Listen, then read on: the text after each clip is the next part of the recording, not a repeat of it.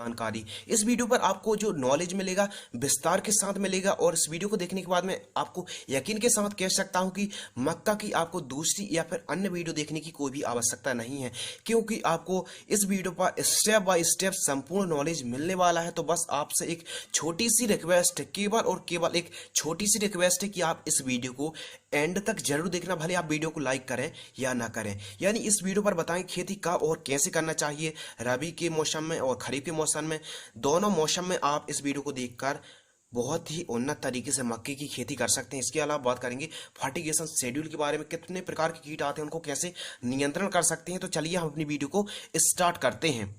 इस वीडियो पर आपको सबसे पहले बात करते हैं अनुकूल समय। मक्का खरीफ के मौसम की बहुत ही सफल फार्मिंग खेती है, परंतु यदि सिंचाई के साधन पर्याप्त मात्रा में हैं तो आप रबी के सीजन पर भी खेती कर सकते हैं मक्का की। इसके अलावा खरीफ यानी बरसात के लिए आप जून और जुलाई महीने पर फार्मिंग कर सकते हैं मक्के की, और आप सर्दियों के लिए यानी रबी के सीजन पर आप अक्टूबर और नवंबर महीना बेस्ट है। इसके अलावा यदि जायद पर जाना चाहते हैं तो गर्मियों पर आप फरवरी और मार्च के आसपास आप मक्के की खेती कर सकते हैं। मैंने 3 ऋतुओं में बताई हैं, तीनों बेस्ट हैं।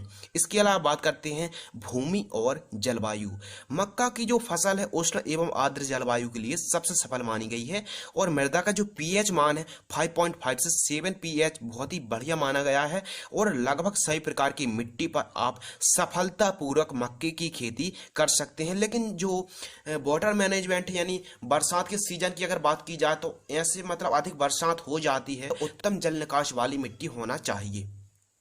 यानी पानी अधिक बरसात हो जाती है तो तुरंत पानी निकल जाए, ऐसे खेतों पर हमको फार्मिंग मक्के की खेती करना चाहिए। बात करते खेत तैयार। तो खेत तैयार मैं हमेशा से कहता आया हूं, इस बारे में मैं कहूंगा कि 1 से 2 ट्राली गोबर की खाद को आप अंतिम जुताई पर बिखेर कर जुताई समतल खेत को समतल करा दीजिए रोटोवेटर से, बस आपका खेत तैयार हो गया है। बात करते हैं उन्नत किस्में। तो आपके एरिया में जो बढ़िया हो आप उसका चयन कर सकते हैं, लेकिन जो हम लोग लगाते हैं बढ़िया वैरायटी है, काफी अच्छा उपज है, काफी अच्छा उत्पादन है, कम दिनों की भी फसल है, और आप दोनों ऋतुओं में कर सकते हैं, चाहे रबी की फसल हो खरीफ की फसल हो।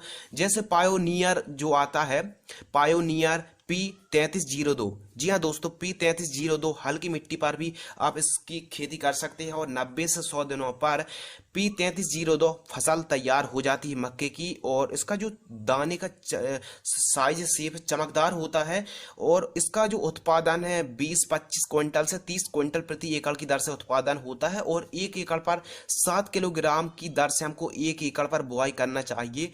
पायोनियर P3302 ये भी बढ़िया वैरायटी। इसके अलावा P3401 यह जो जून और जुलाई के महीने पर काफी बेस्ट है। यदि आप जून और जुलाई महीने पर मक्के की खेती करना चाहते हैं तो P3401 ये काफी बढ़िया, और 1 एकड़ पर 7 किलोग्राम की दर से बुआई करनी चाहिए। ये 28 से लेके 32 क्विंटल प्रति एकड़ की दर से ये 35 क्विंटल प्रति एकड़ की दर से तक इसमें उत्पादन हो जाता है, और 90 से लेके 115 दिनों तक ये फसल तैयार हमारी हो जाती है। तो 2 मैंने वैरायटी बताई है, एक P3302 और एक बताई है P3401। दोनों वैरायटी बढ़िया मेरे को लगी हैं, और आपके एरिया में जो बढ़िया हो न केवल आप हमको कमेंट में जरूर बताएं, तो आप जरूर बताएं कि आपके एरिया में कौन सी बढ़िया है। मैंने 2 वैरायटी बताई, दोनों बेस्ट हैं, दोनों ऋतुओं में आप कर सकते हैं। बात करते हैं बुआई की दूरी, यानी पौधे से पौधे की दूरी जो हमको रखनी है 8 से 10 इंच रखनी, यानी एक बीज से दूसरे बीज की जो दूरी रखनी है 8 से 10 इंच रखनी है, और लाइन से जो लाइन की हमको दूरी रखनी है वो रखनी है हमको 1.5 से 2 फीट। 2 फीट आप रखिए बढ़िया है, यानी लाइन से लाइन की दूरी, कतार से कतार की दूरी 2 फीट, और प्लांट से प्लांट यानी पौधे से पौधे यानी बीज से बीज की दूरी 8 से 9 इंच रखनी चाहिए। बात करते प्रति एकड़ बीज की आवश्यकता।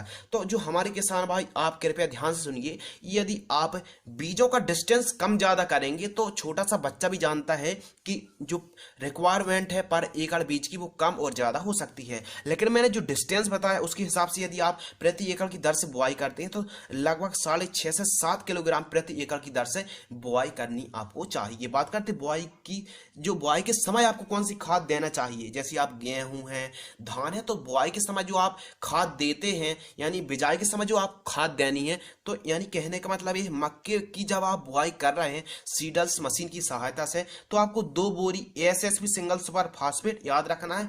पाउडर वाली या फिर दानेदार वाली बढ़िया रहेगी। यदि आप सीडलिंग करते हैं तो दानेदार में जो बढ़िया है, दानेदार फार्म में आती एसएसपी 2 बोरी, और 1 बोरी आपको डीएपी बढ़िया है। इन दोनों को कॉम्बिनेशन करके आप बिजाई कर दीजिए। बढ़िया आपका जो मतलब है अंकुरण ठीक तरीके से होगा, बढ़िया आपकी फसल हरी भरी रहेगी। बात करते हैं बीज उपचार, तो ट्राइकोडर्मा से भी आप बीज उपचार कर सकते हैं ताकि बीज जो ठीक तरीके से अंकुरण हो, जर्मिनेशन हो। सिंचाई की आवश्यकता, देखिए मक्के की फसल एक ऐसी फसल है गर्मियों के लिए जाहिर सी बात है अधिक सिंचाई की आवश्यकता पड़ेगी। उत्तम व्यवस्था होनी चाहिए, सिंचाई के साधन होने चाहिए, और बरसात के लिए जाहिर सी बात है कि सिंचाई की कम से कम जरूरत पड़ती है, यानी आवश्यकता अनुसार ही हमको सिंचाई करनी चाहिए। यानी बारिश हो जाती है तो कम ही सिंचाई की आवश्यकता पड़ती है। लेकिन जो गर्मियों के सीजन की अगर बात की जाए तो 4-5 दिन के अंतराल पर भी आप सिंचाई करेंगे तो अभी आप अच्छे से मेंटेन कर पाएंगे। इसके अलावा जो मक्के की फसल है, जो आपको मैं बताना चाहता हूँ, सल्फर, जिंक और एनपीके खाद पर डिपेंड करती है। यानी सल्फर और जिंक जरूर दीजिए, इससे क्या होगा, उत्पादन में वृद्धि होती है। बात करते हैं खरपतवार नियंत्रण के लिए, तो किसान भाइयों ने पिछली वीडियो पर कमेंट किया था कि आप थोड़ा सा जो खरपतवार नाशक के बारे में भी थोड़ी सी जानकारी दिया करो, क्योंकि जो किसान भाई बड़ी फील्ड पर, बड़ी एरिया पर, बड़ी ईल्ड पर खेती करते हैं तो खरपतवार नाशक उनके लिए बेस्ट है। तो मैं आपको ज़्यादा रिक्वेस्ट करूंगा कि आप यदि मजदूरों की सहायता से खरपतवार को निकाल पाते हैं तो ज़्यादा बेस्ट है। यदि आप नहीं निकाल पाते तो खरपतवार नाशक का भी स्प्रे कर, बायर कंपनी का लोडेस खरपतवार नाशक करके नाम से आता है, जो आप इस इमेज पर देख सकते हैं। इसको आपको 1 एकड़ पर 100 से 120 ml 1 एकड़ की दर से स्प्रे करना चाहिए। जो लोडेस खरपतवार नाशक आता है इसके 3 पैक होते हैं, मतलब 3 फॉर्म टाइप के आते हैं, तो तीनों को मिक्स करके किसी टंकी पर मिक्स कर लेना है, और 100 से 120 ml 1 एकड़ पर आपको 200 लीटर पानी पर छिड़काव कर देना है। जब आपकी जो मक्का की फसल है, लगभग हाइट की अगर बात की जाए तो 1 से 1.5 फीट की जब आपकी मक्के की फसल होती है तो आप स्प्रे कर सकते हैं, या फिर यूं समझ सकते हैं कि जब आपकी फसल 25 से 30 दिन की हो तब आप खरपतवार नाशक को छिड़काव कर सकते हैं, बायर कंपनी के लोडेस खरपतवार नाशक को। ध्यान रखना, खेत पर पहले पानी जरूर चला लेना ताकि आपको बहुत ही बढ़िया रिजल्ट मिले। पानी चलाने के बाद खरपतवार नाशक को आपको छिड़काव करना चाहिए। यह एक सेलेक्टिव खरपतवार नाशक है, यानी आपकी मक्के की फसल छोड़कर सभी खरपतवार को ये आसानी से नियंत्रण कर लेती है। इसके रिजल्ट काफी अच्छे लगे तो मैं आपको और भी रिकमेंडेड नहीं कर रहा हूं। बात करते हैं कीट नियंत्रण। हमारे किसान भाई भली भांति जानते हैं कि मक्के की फसल पर कितने प्रकार के कीट आते हैं, लेकिन जो हमारे किसान भाई कीटों को नियंत्रण करने में असमर्थ रहते हैं, तो ऐसी कंडीशन में काफी समस्या होती है। फौलारी वर्म है, मतलब धब्बेदार तना भेदक जो कीट होता है, डायमंड बैक होती है, कई प्रकार के कीट पाए जाते हैं। जैसे स्पेशल जो डीबीएम डायमंड बैक मोथ काफी नुकसान पहुंचाते हैं, और आपको इल्ली पता ही है, मतलब फॉल आर्मी वर्म काफी ज्यादा नुकसान पहुंचाती है। यानी धब्बेदार तना भेदक कीट जिसे हम बोलते हैं, तने को भी खाती है, पत्तों को भी खाती है, और स्पेशल मक्के को तो ही, हमारे भुट्टे को तो खाती है, यानी फल को खाती है। तो ऐसी कंडीशन में हम आपको और भी जितने प्रकार के भी कीट आते हैं, मतलब मुख्य रूप से फॉल आर्मी वर्म का अटैक देखने के लिए मिलता है, डायमंड बैक मोथ का अटैक देखने के लिए मिलता है। तो ऐसी कंडीशन में आपको क्या स्प्रे करना है, जब भी आपकी फसलों पर अटैक देखने के लिए मिले कीटों का, तो आपको एमामेक्टिन बेंजोएट 5% ASG 100 ग्राम लेना है, और अदामा इंडिया कंपनी का बाराजाइट आपको लेना है 400 ml, मिक्स करके स्प्रे कर देना, बहुत ही बढ़िया रिजल्ट मिलता है। यदि आपके पास यह टेक्निकल से यह दवाइयाँ उपलब्ध नहीं है तो अदामा इंडिया कंपनी का फ्लेथोरा इंसेक्टिसाइड आता है, 300 ml 1 एकड़ पर भी स्प्रे करेंगे तो भी आप लगभग सही प्रकार के कीटों को नियंत्रण कर सकते हैं। इसके अलावा फ्लेथोरा भी आपके पास उपलब्ध नहीं है तो डाउ एग्रोसंस की ट्रेसर इंसेक्टिसाइड आती है, जिसको आपको 70 ml 1 एकड़ पर 200 लीटर पानी पर छिड़काव करेंगे तो बढ़िया रिजल्ट मिलेंगे। मैं आपको जानकारी इसलिए जल्दी दे रहा हूँ क्योंकि मैं आपको एक ही वीडियो पर संपूर्ण नॉलेज कवर करने वाला। बात करते फंगस, तो मुख्य रूप से मक्के की फसल में downy mildew, leaf blights, stem rot जैसी फंगस की समस्या देखने के लिए मिलती है। और भी थोड़े से अधिक मात्रा पर फंगस आते हैं, लेकिन डाउनी मिल्ड्यूड है, लीफ ब्लाइट है, स्टेम रॉट है, तो ऐसी कंडीशन हमको क्या स्प्रे करना चाहिए, ब्लू कॉपर फंगिसाइड यानी जो आपको कॉपर ऑक्सीक्लोराइड को स्प्रे करना चाहिए 300 ग्राम 1 एकड़ पर, या फिर आपको स्वाधीन फंगिसाइड 300 ग्राम 1 एकड़ पर, या फिर बायर कंपनी की नेटिव फंगिसाइड 120 ग्राम 1 एकड़ पर स्प्रे करना चाहिए 200 लीटर पानी पर। आपको तीनों में से जो आपके यहाँ आपकी फर्टिलाइजर शॉप पर उपलब्ध हो आप उसका चयन कर सकते हैं। मैंने 3 फंगिसाइड बताई, तीनों के रिजल्ट काफी अच्छे हैं। स्पेशल मैंने बता दिया डाउनी मिल्ड्यूड, लीफ ब्लाइट और स्टेम रोट जैसे फंगस को काफी समस्या देखने के लिए मिलती है। तो ऐसी कंडीशन तीनों में से किसी का भी फंगिसाइड का स्प्रे कर सकते हैं। अब कब स्प्रे करना है? जब भी हमारी फसलों पर फंगस का अटैक है तब हमको स्प्रे करना चाहिए। अब बात आती है खाद का शेड्यूल। देखिए, मक्का की एक ऐसी फसल है आप केवल यूरिया देकर भी, कम मात्रा पर यूरिया देकर भी एक अच्छी तरीके से उपज उत्पादन ले सकते हैं। लेकिन भरपूर आपको पैदावार लेने के लिए जो मैं आपको फर्टिगेशन शेड्यूल बता रहा हूँ, बहुत ही सस्ता फर्टिगेशन शेड्यूल है, बहुत ही कम मात्रा पर बता रहा हूँ। इससे भी आप कम मात्रा पर अपनी जड़ों के पास या फिर ड्रिप पर कर रहे हैं तो ड्रिप पर देकर भी आप बड़ी मात्रा पर उपज उत्पादन ले सकते हैं मक्के की फसल से। जैसे ही आपकी जो खाद का मैं शेड्यूल बता रहा हूँ, रोपाई या फिर बिजाई से 10 से 15 दिन की आपकी फसल होती है तो आपको 20 किलोग्राम यूरिया लेकर ड्रिप पर कर रहे हैं तो ड्रिप पर छोड़ सकते हैं, या फिर छिटक कर पानी चला दीजिए, कोई दिक्कत की बात नहीं। स्प्रे नहीं करना, आपको जड़ों के पास देना है खाद को। बुआई से आपको जैसी आपकी मक्का की फसल 25 से 30 दिन की होती है, 5 किलोग्राम आपको एनपीके 19-19-19 घुलनशील खाद को लीजिए और 10 किलोग्राम आप कैल्शियम नाइट्रेट लीजिए और 5 किलोग्राम आपको SSP single super phosphate powder form में जो आती है उसको लेकर आपको जड़ों के पास देकर पानी चला देना है, या फिर ड्रिप पर कर रहा है तो ड्रिप पर छोड़ सकते हैं। मैं एक बार और रिपीट कर रहा हूं, जो मैं आपको खाद का शेड्यूल बता रहा हूं, पत्तों पर स्प्रे नहीं करना है, आपको जड़ों के माध्यम से देना है। इसके अलावा बात करते हैं बुआई से।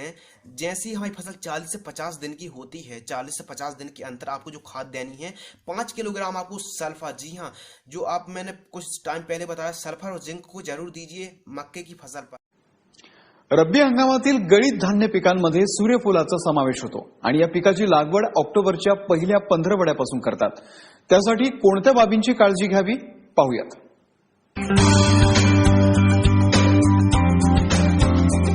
प्रमुख गळीत धान्य पिकांपैकी एक म्हणजे सूर्यफूल। रब्बी हंगामात ऑक्टोबर आणि नोव्हेंबरच्या पहिल्या पंधरवड्यात सूर्यफुलाची लागवड केली जाते। सूर्यफुलाच्या लागवडीसाठी पाण्याचा चांगला निचरा होणारी जमीन निवडावी। आम्लयुक्त आणि पाणथळ जमिनीत हे पीक चांगलं येत नाही। पेरणीआधी जमिनीची खोल नांगरट करावी आणि कुळवाच्या आडव्या उभ्या पाळ्या द्याव्यात। अशा किमान 2 ते 3 पाळ्या द्याव्यात। शेवटच्या पाळीपूर्वी हेक्टरी 20 ते 25 गाड्या कुजलेलं शेणखत टाकावं। कोरडवाहू सूर्यफुलाची पेरणी 2 चाड्याच्या पाभरीनं करावी, जेणेकरून बी आणि खत एकाच वेळी पेरलं जाईल। बियाणं 5 सेंटीमीटरपेक्षा जास्त खोल पेरू नये। बागायती सूर्यफुलाची लागवड सरी वरंब्यावर टोकन पद्धतीनं करावी। मध्यम ते खोल जमिनीत पेरणीतील अंतर 45 बाय 30 सेंटीमीटर ठेवावं, तर भारी जमिनीत 60 बाय 30 सेंटीमीटर ठेवावं। पेरणीसाठी सूर्यफुलाच्या सुधारित बियाणांचं वाण 8 ते 10 किलो, तर संकरित बियाणांचं वाण 5 ते 6 किलो प्रति हेक्टरी या प्रमाणात वापरावं। पेरणीपूर्वी बीजप्रक्रिया करणं अत्यंत गरजेचं आहे। सूर्यफुलावरील मर रोगाच्या प्रतिबंधासाठी 2 ते 2.5 ग्रॅम थायरम किंवा ब्रासिकॉल प्रति किलो बियाणास चोळावं। केवडा रोगासाठी 6 ग्रॅम एप्रॉन 35 SD प्रति किलो बियाणाला चोळावं। तसंच ॲझोटोबॅक्टर हे जीवाणू खत 25 ग्रॅम प्रति किलो बियाण्यासाठी वापरावं। सूर्यफूल बियाण्यांच्या सुधारित आणि संकरित जाती आणि त्यांची वैशिष्ट्ये जाणून घेऊयात। सूर्यफुलाच्या सुधारित वाणांमध्ये SS56 हे वाण कमी कालावधीत येणारं आणि अवर्षणग्रस्त भागात योग्य आहे। मॉडर्न हे वाण उशिरा पेरणीस योग्य आणि उंचीनं कमी असतं। भानू हे वाण कोणत्याही हंगामात घेता येतं। संकरित वाणांमध्ये KBSH1 तेलाचं अधिक प्रमाण असणारं आणि अधिक उत्पादन देणारं वाण आहे। LSFH 171 हे वाण कोरडवाहू आणि बागायती लागवडीसाठी योग्य आहे। LSFH 35 हे वाण केवडा रोगास प्रतिबंधक आहे। KBSH 44 हे वाण अधिक उत्पादन क्षमता असलेलं आहे। फुले रविराज हे वाण बर्ड नेक्रोसिस या रोगाला प्रतिबंधक आहे। सूर्यफुलाची आंतरपीक म्हणून लागवड करायची असल्यास तूर आणि भुईमुग पिकात करावी। कोरडवाहू सूर्यफुलामध्ये प्रति हेक्टरी 2.5 टन शेणखत टाकावं। तसंच 50 किलो नत्र, 25 किलो स्फुरद आणि 25 किलो पालाश पेरणीच्या वेळी 2 चाड्याच्या पाभरीनं पेरून द्यावं। बागायती सूर्यफुलामध्ये प्रति हेक्टरी 60 किलो नत्र अधिक 30 किलो स्फुरद अधिक 30 किलो पालाश द्यावं। यापैकी 30 किलो नत्र संपूर्ण स्फुरद आणि पालाश पेरणीच्या वेळी द्यावं. उरलेल्या 30 किलो नत्राची मात्रा पेरणीनंतर 1 महिन्याच्या आत द्यावी. गंधकाची कमतरता असलेल्या जमिनीसाठी प्रति हेक्टरी 20 किलो गंधक पेरणीच्या वेळी गांडूळ खतातून द्यावं. पेरणीनंतर 15 ते 20 दिवसांनी 2 रोपातील अंतर 30 सेंटीमीटर ठेवून विरळणी करावी. पेरणीनंतर 15 दिवसांनी 1 खुरपणी करावी, तसंच 2 कोळपण्या कराव्यात. पहिली कोळपणी पेरणीनंतर 20 दिवसांनी तर दुसरी कोळपणी 35 ते 40 दिवसांनी करावी. सूर्यफुलास संवेदनक्षम अवस्थेत पाणी देणं अत्यंत गरजेचं आहे. या अवस्थांमध्ये रोप अवस्था, फुलकळी, फुलोरा आणि दाणे भरण्याच्या अवस्थांचा समावेश आहे. या अवस्थांमध्ये सूर्यफुलाला पाण्याचा ताण पडू देऊ नये. पीक फुलोऱ्यात असताना सकाळी 7 ते 11 या वेळेत हाताला तलम कापड गुंडाळून फुलाच्या तपकावर हात फिरवावा. यामुळे कृत्रिम परागीभवन होऊन दाणे भरण्याचं प्रमाण वाढतं. सूर्यफुलाच्या उमलण्याच्या अवस्थेत आणि त्यानंतर 8 दिवसांनी 2 ग्रॅम बोरॅक्स प्रति लिटर पाणी या प्रमाणात मिसळून फवारणी करावी. त्यामुळे दाणे भरण्याचं प्रमाण आणि दाण्यांचं वजन वाढायला मदत होते. परागीभवन होण्यासाठी 4 ते 5 मधमाशांच्या पेट्या प्रति हेक्टरी ठेवाव्यात. पिकांचा फेरपालट करावा. सूर्यफुलाची मुळं जमिनीत खोलवर जातात. दरवर्षी त्याच जमिनीत वारंवार हे पीक घेतल्यानं जमिनीचा पोत बिघडून उत्पादन क्षमता कमी होते. सोबतच कीड रोगांचा प्रादुर्भावही वाढतो. त्यासाठी कमीत कमी 3 वर्ष एकाच जमिनीत सूर्यफुलाचं पीक घेऊ नये. तसंच कडधान्य सूर्यफूल किंवा तृणधान्य सूर्यफूल याप्रमाणे पिकांची फेरपालट करावी. पीक फुलोऱ्यात असताना कीटकनाशकाची फवारणी करू नये. अशा काही बाबींची काळजी घेतल्यास सूर्यफुलाचं भरघोस उत्पादन घेता येणं शक्य आहे. अंतिम जुताई के समय 25 किलोग्राम क्लोरोफाइरिफॉस चूर्ण को डालना आवश्यक होता है. मकई की खेती के लिए भूमि का पीएच मान 6.0 से 7 के बीच में होता है और जल भराव मक्के की फसल के लिए बहुत हानिकारक होता है. यदि आप मकई की खेती कर रहे हैं तो एक ही फसल के ऊपर डिपेंड ना रहते हुए आप अंतर्वर्तीय फसलें लगा सकते हैं, अर्थात एक फसल के साथ 2 फसलें भी आप ले सकते हैं. कैसे? तो मक्की के साथ में आप उड़द, गवार या मूंग की खेती कर सकते हैं. मकई की खेती के साथ में आप सेम की खेती कर सकते हैं, भिंडी की कर सकते हैं, बरबटी की कर सकते हैं, हरे धनिया को उगा सकते हैं. मकई के साथ आप तिल लगा सकते हैं, सोयाबीन उगा सकते हैं. जैसी आपकी सुविधा हो जाए उसके अकॉर्डिंग आप मकई की खेती के साथ में एक और फसल लगा सकते हैं, जिससे कि आपकी प्रोडक्शन उपज डबल हो जाएगा और आपकी इनकम भी डबल हो जाएगी. लेकिन ध्यान दें कि अंतर्वर्तीय फसलों को 2 या फिर 2:6 अनुपात में लगाया जाए तो ये बेस्ट रहता है. इससे दोनों फसलों के लिए आपस में आराम से गैप मिल जाता है, स्पेस मिल जाता है, जिससे कि फसलों को कोई नुकसान नहीं पहुंचता. अब जानते हैं उन्नत किस्में कौन कौन सी हैं जिन्हें लगाकर आप अच्छी इनकम कर सकते हैं, फसल को लहरा सकते हैं. तो अति शीघ्र पकने वाली किस्में हैं जो कि आपको 75 दिन में ही फल दे देगी, भुट्टे दे देगी. तो उनके नाम है जवाहर मक्का 8, विवेक 4, विवेक 17, विवेक 43, विवेक 42 और प्रताप हाइब्रिड मक्का 1 आदि प्रमुख है. इसके बाद शीघ्र पकने वाली किस्में जो कि 85 दिन में तैयार हो जाती है. इससे पहले हमने अति शीघ्र पकने वाली किस्में बताई है और ये 85 दिन में पकने वाली किस्में हैं Jawahar Makka 12, Amar, Azad Kamal, Pant Sakul Makka 3, Chandramani, Pratap 3, Vikas Makka 421, Him 129, DHM 107, DHM 109, Pusa early hybrid Makka 1, Pusa early hybrid Makka 2, Prakash PMH 5, प्रा 368, X 3342, DKC 7074, JKMH 175 और हाई सेल व वायो 9637 आदि प्रमुख है. इसके बाद में कुछ ऐसी किस्में भी है जो मध्यम अवधि में पककर तैयार हो जाती है, जो कि 95 से 100 दिन की टाइम ले लेती है. तो उनके नाम है जवाहर मक्का 216, HM 10, HM 4, Pratap 5, P 3441, NK 21, KMH 3426, KMH 3712 और विस्को 2418 आदि मुख्य हैं.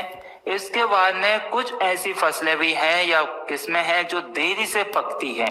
तो मकई की वो किस्में आपके लिए 100 से 120 दिन का टाइम लेते हुए दिखाई देगी. तो उनके नाम है गंगा 11, त्रिशूलता डेक्कन 101, डेक्कन 103, डेक्कन 105, HM11, AQPM4, सरताज प्रो 311, वायो 9681, 2324, 855, 6224 और MHH 3904 आदि ऐसी प्रमुख किस्में हैं जो पकने में काफी देर लेती है। तो आप किसान भाइयों अपनी सुविधा के अनुसार लगाइए, आपको मार्केट में जैसी रिक्वायरमेंट है उसके अकॉर्डिंग आप लगा सकते हैं। हमने आपको किस्में 70 दिन से 120 दिन के बीच में आने वाली हर तरह की वैरायटीज बता दी है। इसके बाद भी आपको ये किस्में नहीं मिलती है तो आप अपने मार्केट से चुनाव करें, लेकिन उस दुकान वाले से कंफर्म जरूर कर लें कि ये कितने दिन में आएगी, इसमें उपज कितनी मिलेगी और इसमें क्या क्या फायदे हैं लगाने के, कलर कैसा रहेगा, ऐसी दुकान वाले सब जानकारी दे देते हैं। इसके अलावा आप ऑनलाइन भी परचेज कर सकते हैं और इसके अलावा आप कृषि विभाग से भी परचेज कर सकते हैं। ये तीनों जगह आपको मकई की उन्नत किस्में मिल जाएगी और बहुत जल्द हम एक ऐसा प्लेटफॉर्म लाने जा रहे हैं जहां से आपकी जो भी बीज की रिक्वायरमेंट होगी वो ऑनलाइन आपको मिल जाएगा और किसानों की फसलें भी आप बेच सकते हैं। आप अपनी फसलों को ऑनलाइन घर से ही बेच सकते हैं। व्यापारी और अदर्स दूसरे किसान आपके घर से बीज, खाद, दवाई और आपकी नर्सरी को ले जाएंगे, आपकी मुंह मांगी कीमत भी मिल जाएगी। तो ऐसा प्लेटफॉर्म हम बहुत जल्द ला रहे हैं। यदि आप हमारे साथ ऐसे प्रोजेक्ट पर काम करना चाहते हैं या नहीं। अब बात करते हैं बीज दर कितनी होनी चाहिए। तो मक्का फसल के बीज शीघ्रता से अपनी अंकुरण क्षमता खो देते हैं, इसीलिए यह आवश्यक है कि बोने से पूर्व बीज का अंकुरण प्रतिशत जांच करें।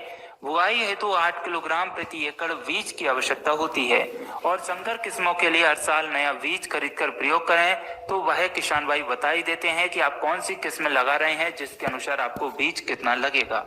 बीज उपचार की बात करें तो बीज उपचारित कर लेना बहुत जरूरी हो जाता है, क्योंकि आजकल खेतों में फंगिसाइड, कीटनाशी काफी ज्यादा लग रहे हैं। तो आप इनका बीजों को उपचारित करिए तो आपकी कॉस्ट कम आएगी, आपकी फसल अच्छे से बनेगी। तो फफूंदी नाशक से बीज को उपचार करिए जिससे कि फंगस नहीं लगेगा, हमारी मक्कई सड़ेगी नहीं, गलेगी नहीं। तो बुआई के पूर्व बीज को थायरम या कार्बन डांजीम 3 ग्राम प्रति किलोग्राम बीज की दर से उपचारित करें। इन्हें पानी में मिलाकर गीला पेस्ट बनाकर बीज पर लगा दें। फिर कीटनाशक से बीज का उपचार करें। तो बीज और नए पौधों को रस चूसक एवं मिट्टी में रहने वाले कीटों से बचाने के लिए कीटनाशक से बीज उपचार जरूरी है। बीज को थायोमेथिकजाम या इमिडा क्लोरोपिड 1 से 2 ग्राम प्रति किलो बीज की दर से उपचारित करें। ध्यान दें कि फफूंदी नाशक से जब आपने उपचारित कर लिया है तो उससे दवा से पूरी तरीके से बीज आपके सूख जाना चाहिए। इसके बाद ही आप कीटनाशी का प्रयोग करें उपचारित करने के लिए।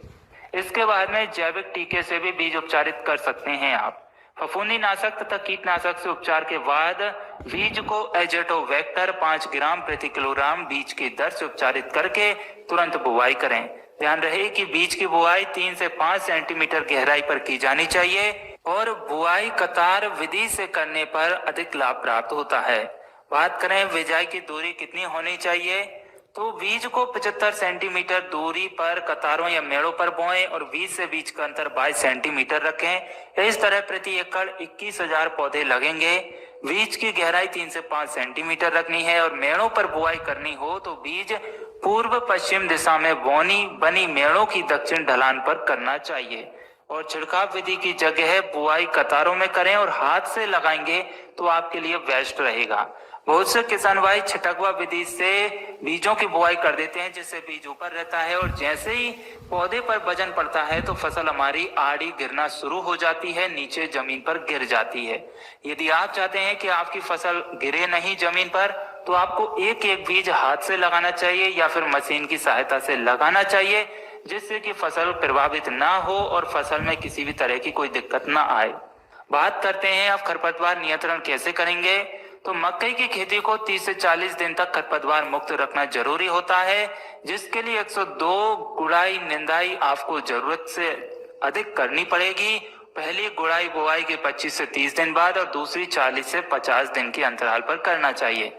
यदि आप रासायनिक दवाओं का इस्तेमाल कर रहे हैं तो बुआई के 2 दिन के अंदर एट्राजीन 50 WP या पेंडिमेथिलिन 30 EC या एक्खालोर 50 EC 1 किलोग्राम प्रति एकड़ या फ्लुक्लोरालीन 45 EC 900 मिलीलीटर प्रति एकड़ 200 लीटर पानी के साथ छिड़कें। और दवा का इस्तेमाल करने से पहले आप जिस दुकानदार से ला रहे हैं उसकी सलाह लें, किसी एक्सपर्ट की सलाह लें कि हमारी फसल मरेगी तो नहीं, अंकुरन में कोई दिक्कत तो नहीं आएगी, फसल पीली तो नहीं पड़ेगी, फसल की ग्रोथ में कोई दिक्कत तो नहीं आएगी।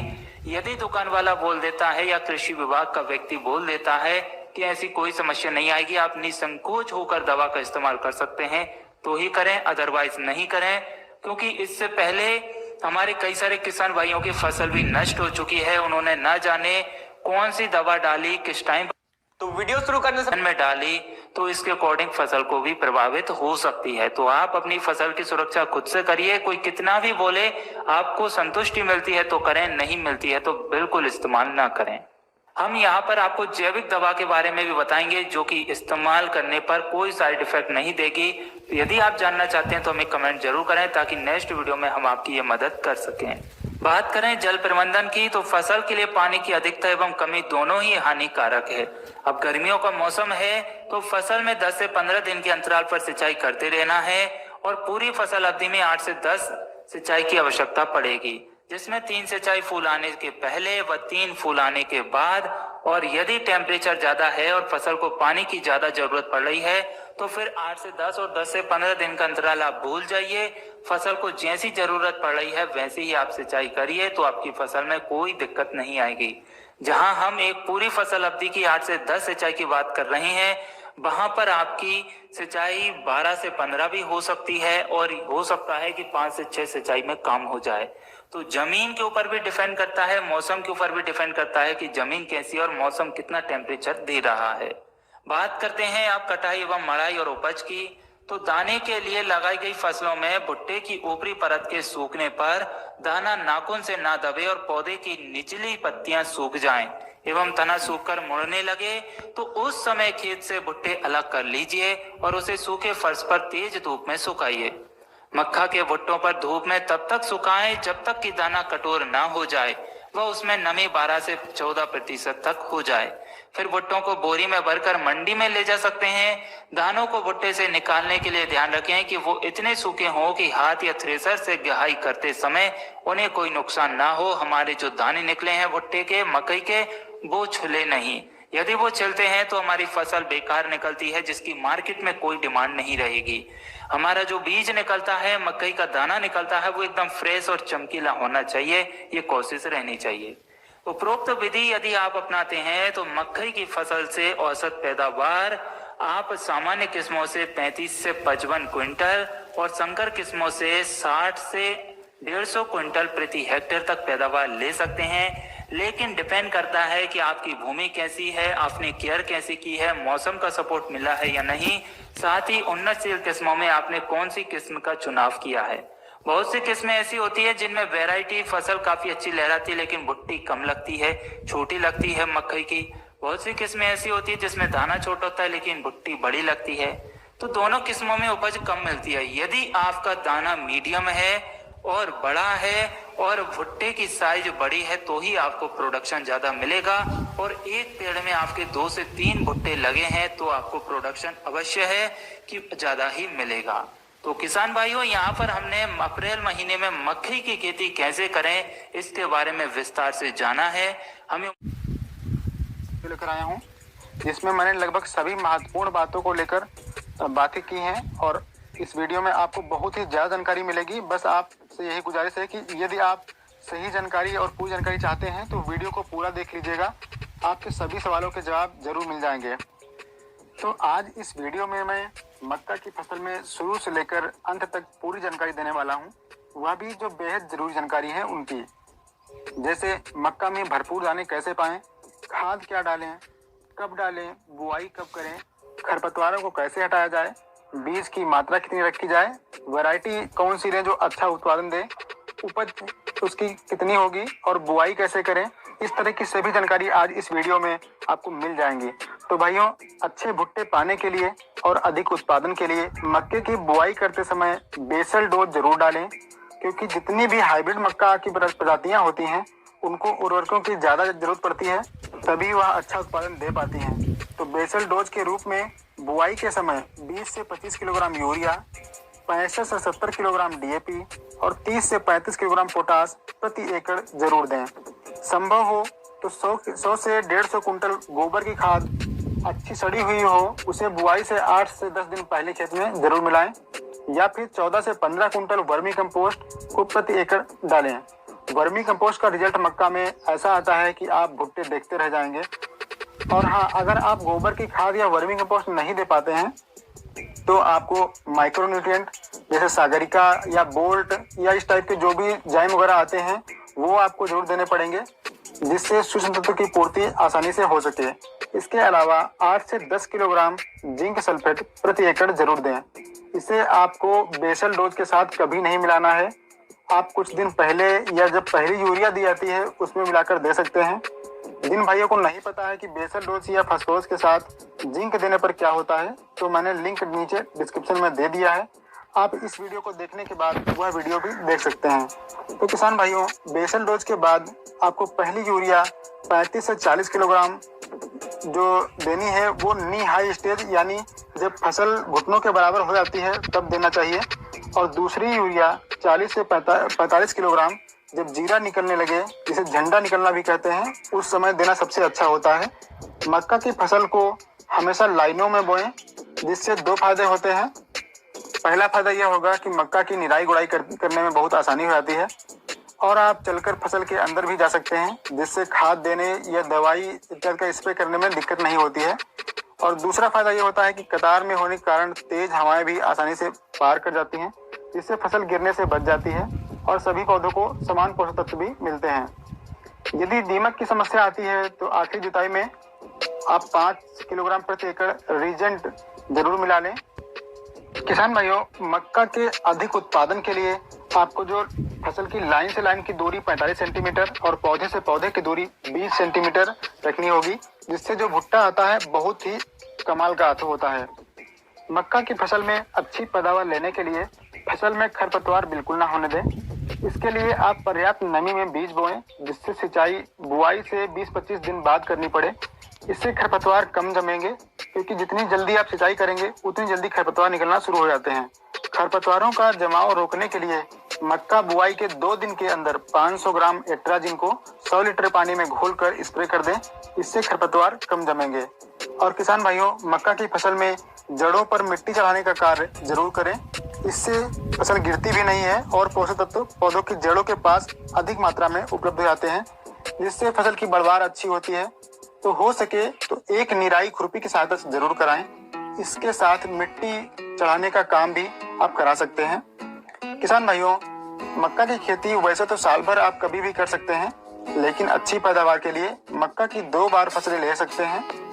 खरीफ की फसल अप्रैल से लेकर जुलाई तक कभी भी बुआई कर सकते हैं और रबी की फसल नवंबर से लेकर फरवरी तक कभी भी बुआई कर सकते हैं। जो किसान भाई मक्का को चारे के रूप में उगाना चाहते हैं वो बीज की मात्रा 40 से 45 किलोग्राम प्रति एकड़ रखें और अनाज के लिए 8 से 10 किलोग्राम प्रति एकड़ बीज की बुआई करनी चाहिए।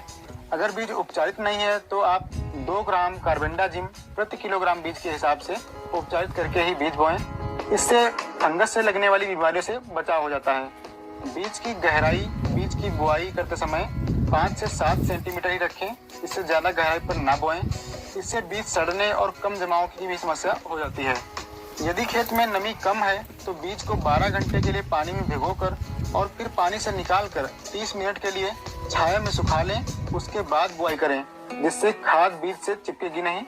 अगर आप भिगोकर बोना चाहते हैं तो उस पानी में 2 ग्राम प्रति लीटर के हिसाब से कार्बेंडाजिम मिला दीजिए, जिससे आपका बीजोपचार भी हो जाएगा। जो किसान भाई हरे भुट्टे के लिए मक्का की खेती करना चाहते हैं या करते हैं तो उनके लिए जल्द ही मैं ऐसा वीडियो लेकर आने वाला हूं, जिससे आपको बहुत ही ज्यादा लाभ मिलेगा, क्योंकि मैं खुद ही हरे भुट्टे की खेती करता हूं और बेहतर प्रॉफिट भी कमाता हूं। तो किसान भाइयों, इस तरह की जानकारी पाने के लिए चैनल को सब्सक्राइब और घंटी के निशान को दबा के रखिए, ज्यादा फायदा होने वाला है। भाइयों, मक्का की फसल में यदि अच्छे दाने ना बने तो फसल का उत्पादन बहुत कम हो जाता है। मक्के में दाने अच्छे से बने, पूरा भुट्टा ऊपर से नीचे तक भरा हो, इसके लिए आपको एक बात ध्यान रखनी है कि मक्का की फसल में जब भुट्टे में मूछें निकलने लगे उस समय से लेकर दानों में दूध बनने तक खेत में नमी बिल्कुल भी कभी कम नहीं होनी चाहिए। इसके लिए आपको समय समय पर हल्की सिंचाई करनी पड़ सकती है, भारी सिंचाई बिल्कुल ना करें, क्योंकि मक्का की फसल पानी के प्रति बहुत ही सेंसिटिव होती है। इसलिए बरसात की फसल में जल निकास का उचित प्रबंध भी बना के रखें। यह तरीका बहुत ही काम का है। भुट्टे में दाने अच्छे तभी पड़ेंगे जब आप इस चीज को अपने फसल में फॉलो करेंगे। अन्यथा आप कितनी भी अच्छी वैरायटी बो दो, पर अगर ऊपर बताए गए समय में नमी कम हुई तो दाना भरपूर नहीं बन पाता है। किसान भाइयों, ये देखिए, ये मक्का की फसल है, कितनी अच्छे से मेंटेन की गई फसल है। इस तरीके से आप जब भी खेती करेंगे और खरपतवार बिल्कुल नहीं होंगे, आप सारे पोषक तत्वों का प्रबंधन करेंगे, आप भी मेरी तरह एक पौधे से 2 भुट्टे ले पाएंगे। जो पहला भुट्टा ऊपर का आता है उसे आप मार्केट में बेच सकते हैं, हरा भुट्टा भी बेच सकते हैं, और जो नीचे का भुट्टा होता है वो दाने के रूप में हम यूज कर लेते हैं, तो काफ़ी फायदा मिल जाता है इससे। तो चलिए अंत में बात करते हैं अच्छी हाइब्रिड वैरायटी की। तो इसमें जो वैरायटी हो जाती है, तो ये तो है डेकाल्ब की 7074 वैरायटी, और जो और भी अच्छी वैरायटी हैं उनके हम नाम बता दे रहे हैं। डेकाल्ब की 9108, डेकाल्ब 8144, VNR की 4343, पायोनियर 3378, और पायोनियर की 3396 और पायोनियर की 3501। ये कुछ अच्छी वैरायटी हैं जो हमारे यहाँ लगती हैं और अच्छा प्रोडक्शन देती हैं। उपज या उत्पादन की बात करें तो अच्छी देखरेख और बताए गए तरीके से खेती करने पर 18 से 24 कुंटल तक दाना प्रति एकड़ तक प्राप्त हो जाता है। तो किसान भाइयों, आज की वीडियो आपको कैसी लगी कमेंट करके जरूर बताना। वीडियो को ज़्यादा से ज़्यादा लोगों को शेयर करना और लाइक करना। चैनल को सब्सक्राइब करना मत भूलिएगा। मिलते हैं किसी अगले वीडियो में।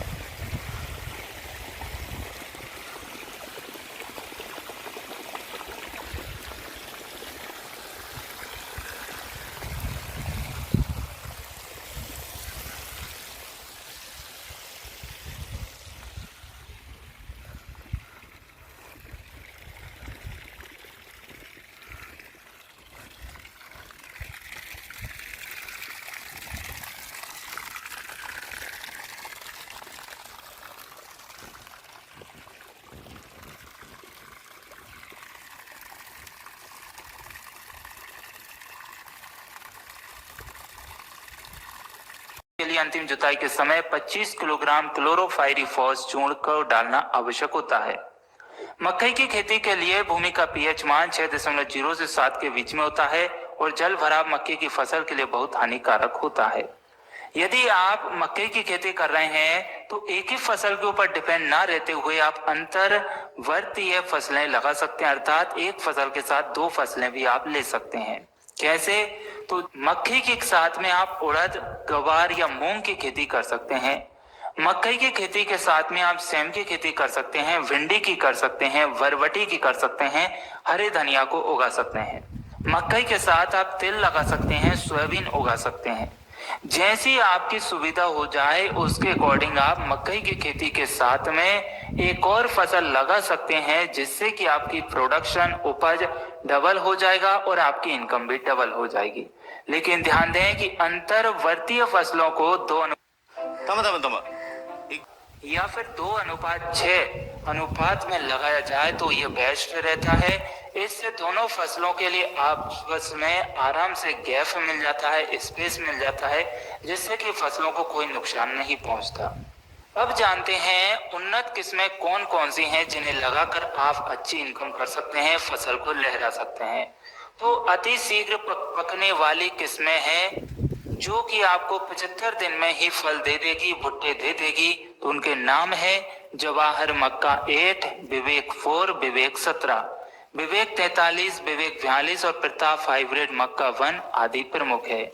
इसके बाद शीघ्र पकने वाली किस्में जो कि 85 दिन में तैयार हो जाती है। इससे पहले हमने अति शीघ्र पकने वाली किस्में बताई है और ये 85 दिन में पकने वाली किस्में हैं Jawahar Makka 12, Amar, Azad Kamal, Pant Sakul Makka 3, Chandramani, Pratap 3, Vikas Makka 421, Him 129, DHM 107, DHM 109, Pusa early hybrid Makka 1, Pusa early hybrid Makka 2, Prakash PMH 5, प्रा 368, X 3342, DKC 7074, JKMH 175 और हाई सेल व वायो 9637 आदि प्रमुख है। इसके बाद में कुछ ऐसी किस्में भी है जो मध्यम अवधि में पककर तैयार हो जाती है, जो कि 95 से 100 दिन की टाइम ले लेती है। तो उनके नाम है जवाहर मक्का 216, HM 10, HM 4, Pratap 5, P 3441, NK 21, KMH 3426, KMH 3712 और विस्को 2418 आदि मुख्य हैं। इसके बाद में कुछ ऐसी फसलें भी हैं या किस्में हैं जो देरी से पकती हैं। तो मकई की वो किस्में आपके लिए 100 से 120 दिन का टाइम लेते हुए दिखाई देगी। तो उनके नाम है गंगा 11, त्रिशूलता डेक्कन 101, डेक्कन 103, डेक्कन 105, HM 11, AQPM 4, सरताज प्रो 311, वायो 9681, 2324, 855, 6224 और MHH 3904 आदि ऐसी प्रमुख किस्में हैं जो पकने में काफी देर लेती है।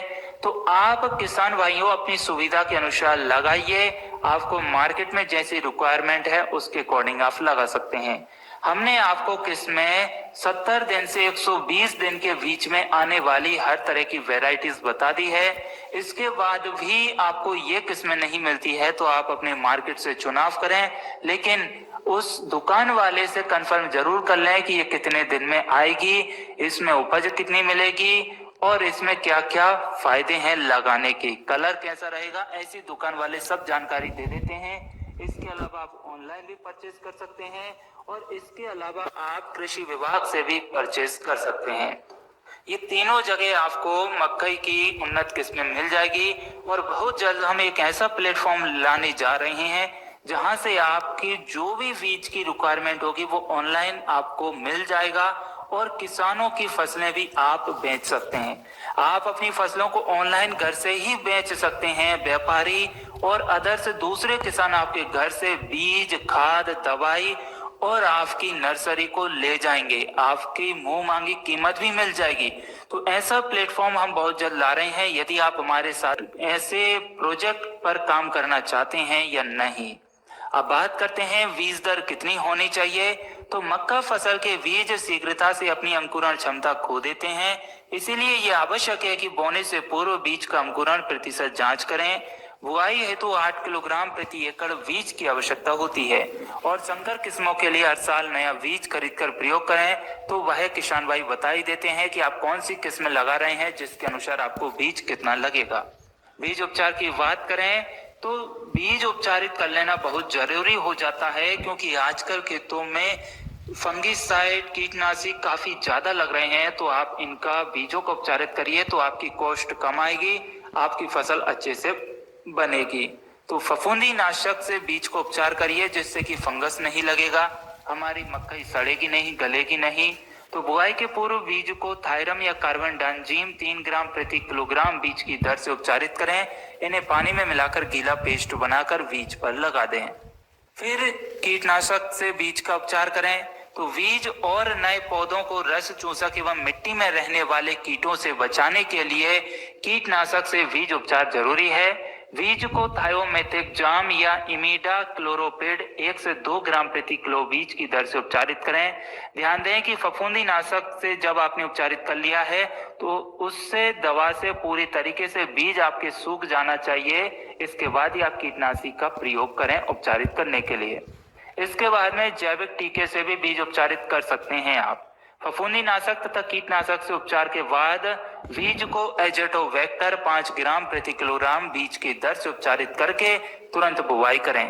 ध्यान रहे कि बीज की बुआई 3 से 5 सेंटीमीटर गहराई पर की जानी चाहिए और बुआई कतार विधि से करने पर अधिक लाभ प्राप्त होता है।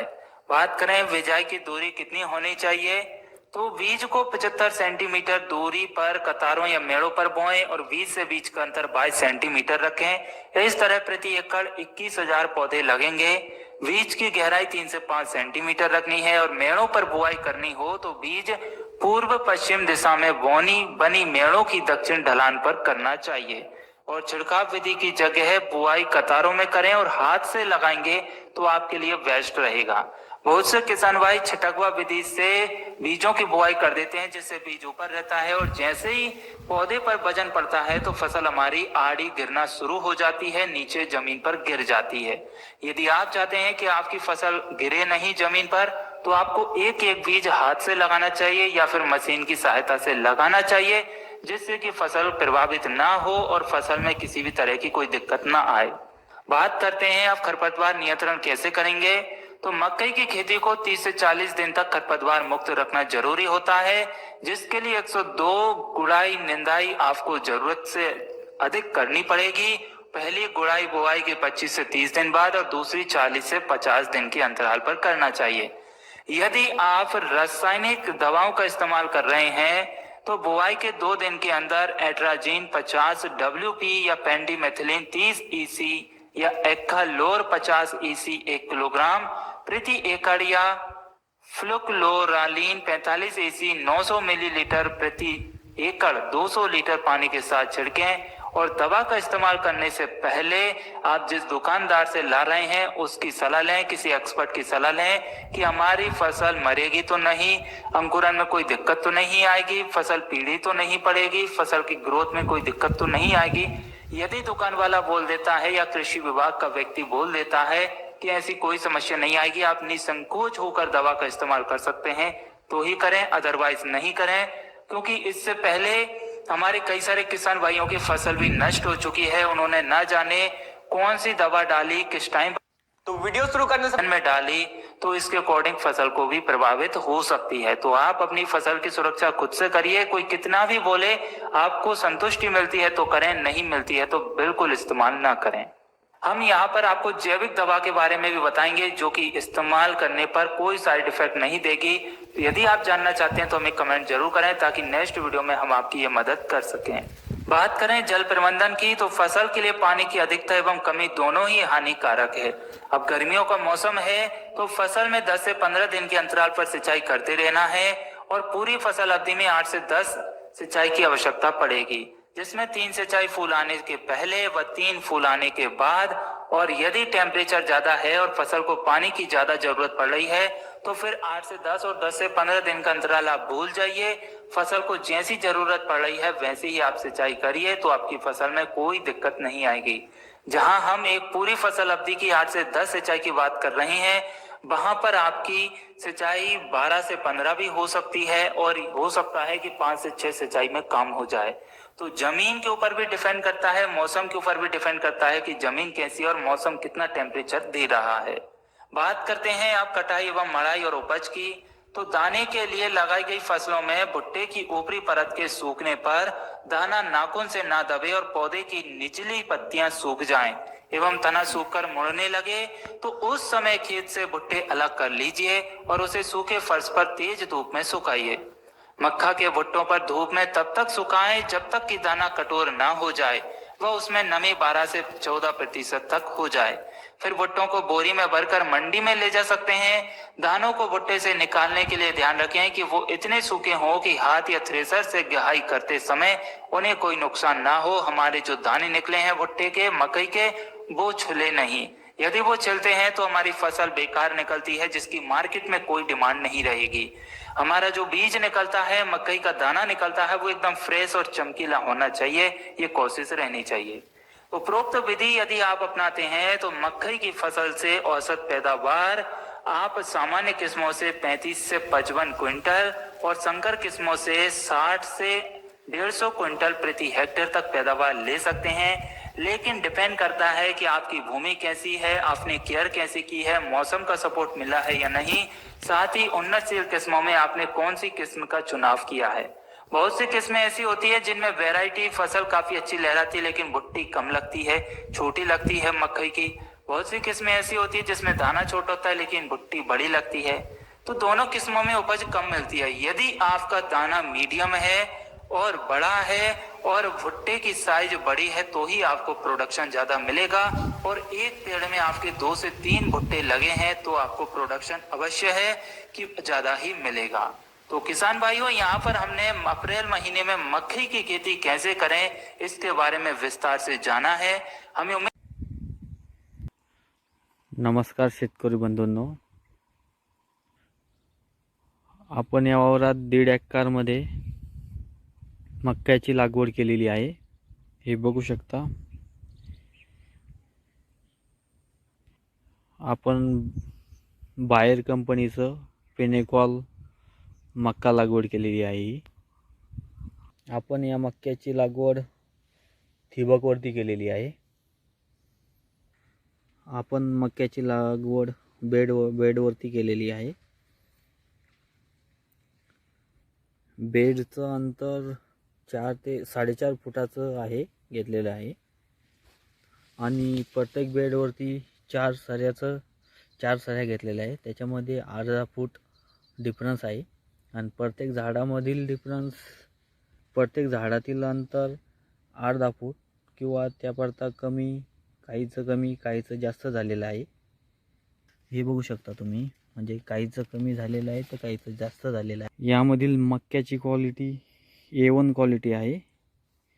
झाडावरती 2 फवारण्या केल्यानंतर कोणतंही कीड यावरती नाही आहे। लष्करी अळीचा प्रादुर्भाव पण 0 झालेला आहे।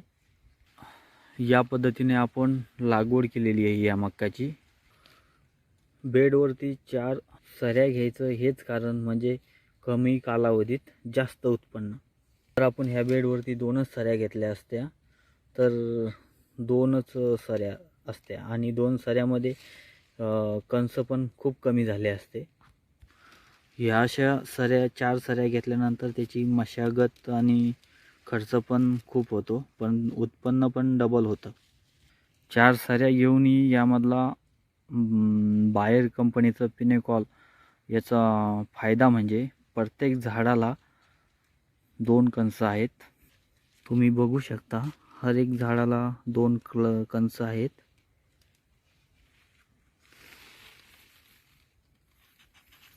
कोणतंही झाड बघू शकता तुम्ही, यामधील कोणतंही झाड असो, बी प्रॅक्टिकली बघू शकतात।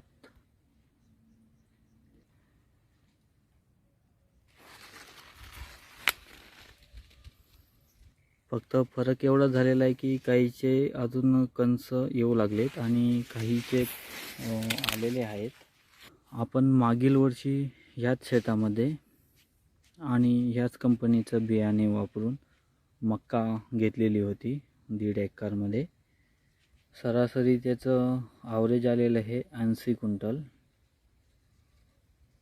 यामध्ये मेहनत म्हटलं तर त्याची खूप निगराणी राखावी लागते।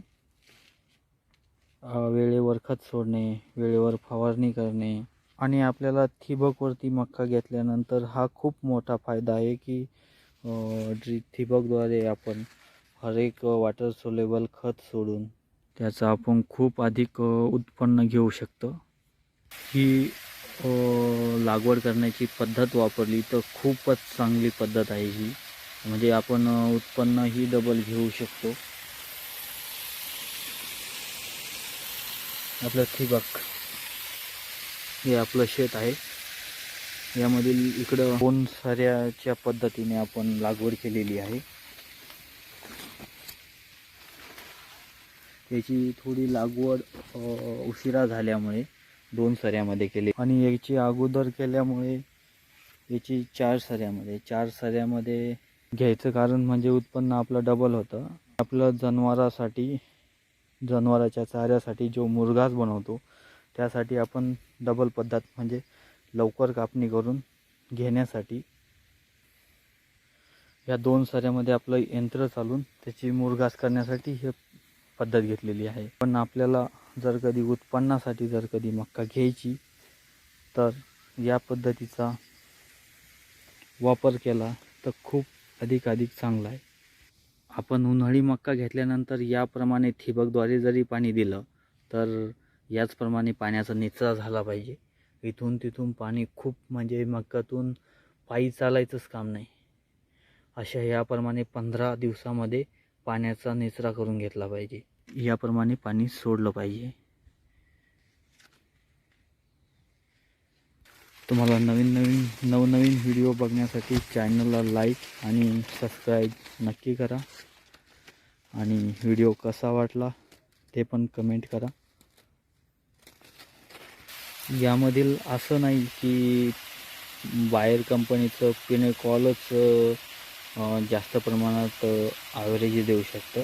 तर आपण जर कधी मेहनत केली आणि चांगल्या पद्धतीने पीक काढलं तर कोणत्याही कंपनीचं ॲव्हरेज देऊ शकतं. आणि त्याची पद्धत, लागवडीची जी पद्धत आहे ती आपल्या सोयीनुसार करावी.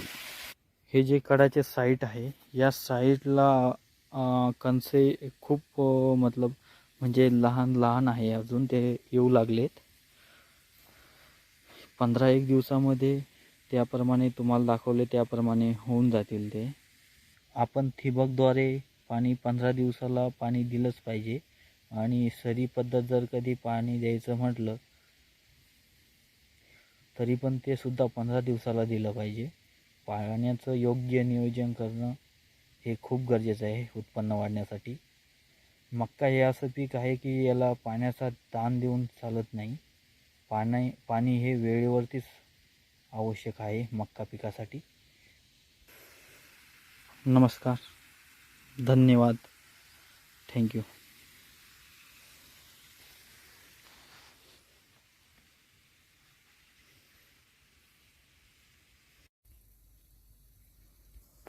नमस्कार किसान भाइयों, आज हम मक्के को खत छोड़ने जा रहे हैं और उसका नाम है 05234. आप चैनल पर नए हैं तो चैनल को लाइक और सब्सक्राइब ज़रूर कीजिए. ये है 05234 फर्टिलाइज़र जिसको हमने पानी में मिला लिया है. 20 किलो है वो. इसे पानी में घोल के मिला लेते हैं ताकि पूरा घुल जाए.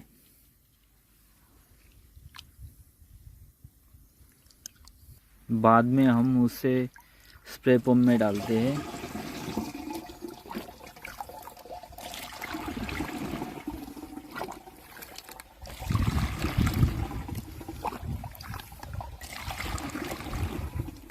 थोड़ा पानी भी डाल लेते हैं. इसे भी थोड़ा पानी डाल के थोड़ा घुल लेते हैं.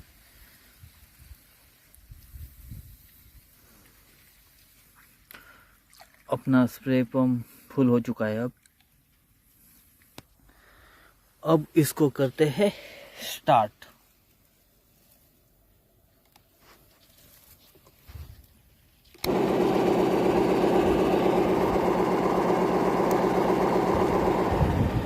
अब पंप स्टार्ट हो चुका है.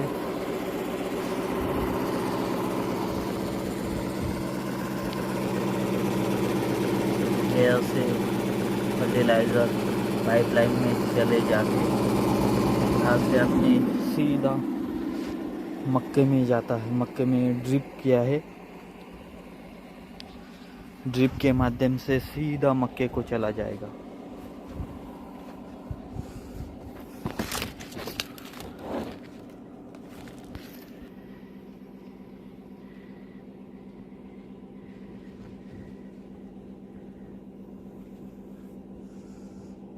इस तरह से पूरे मक्के को हम 05234 का फर्टिलाइज़र ड्रिप के द्वारा दे रहे हैं।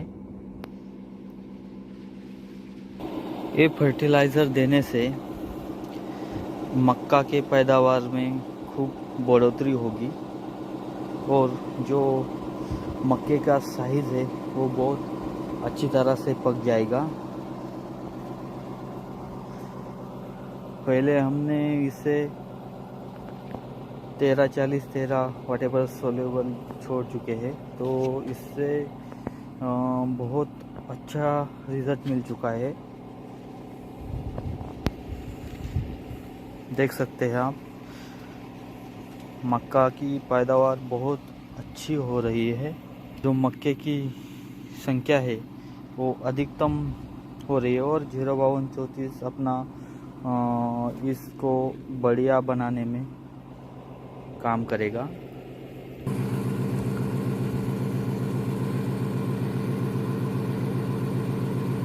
ये मक्के का क्षेत्र 1.5 एकड़ है।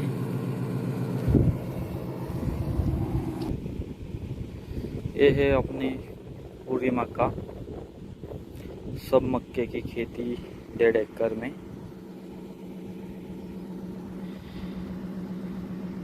यहाँ पे जो थोड़ी जगह है हमने फर्टिलाइज़र मिलाने के लिए ऐसा फव्वारे वगैरह मतलब करने के लिए यह जगह छोड़ी थी। इसका उपयोग जो कृषि पंप है, खाद है, रखने के लिए किया था। अब यहाँ पे पानी ज़्यादा हो चुका है, इसलिए थोड़ा ये हो अपना पानी अब ख़त्म हो चुका है। हम डालेंगे इसमें पानी।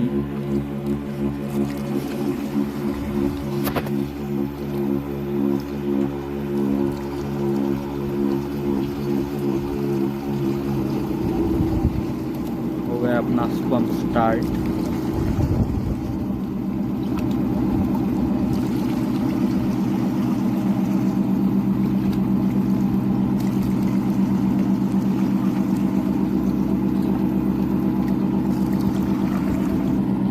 इसे हम 10 से 12 पंप में छोड़ेंगे फर्टिलाइज़र। इस तरह से छोड़ेंगे कि पूरा पानी मतलब पूरा तरह फर्टिलाइज़र पूरे 1.5 एकड़ में हो जाए। हर एक पेड़ को फर्टिलाइज़र मिलना चाहिए, तो उसके लिए हम 10-12 पंप करेंगे।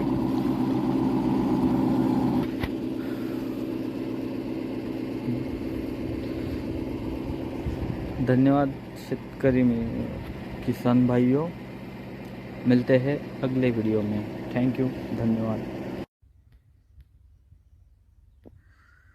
नमस्कार शेतकरी मित्रांनो, आज आपण चर्चा करणार आहोत हरभरा लागवड तंत्रज्ञानाबद्दल। चॅनलवरती नवीन असाल तर लाईक आणि सबस्क्राईब नक्की करा। हरभरा पीक उत्पादनासाठी हरभरा व्यवस्थापनाची खूप आवश्यकता आणि गरजेचं असतं। त्यामधलं नवीन एक मुद्दा म्हणजे त्यामधील नंबर 1, अधिक उत्पन्न देणाऱ्या आणि रोगप्रतिकारक क्षमता वाढणाऱ्या बियाणाची निवड करावी। दुसरं म्हणजे योग्य जमिनीची निवड आणि पूर्व मशागत करावीत। वेळेवर पेरणी आणि पेरणीचे योग्य अंतर ठेवावे। आणि दुसरं म्हणजे बीज प्रक्रिया आणि जीवाणू संवर्धनाचा वापर आणि तण नियंत्रण।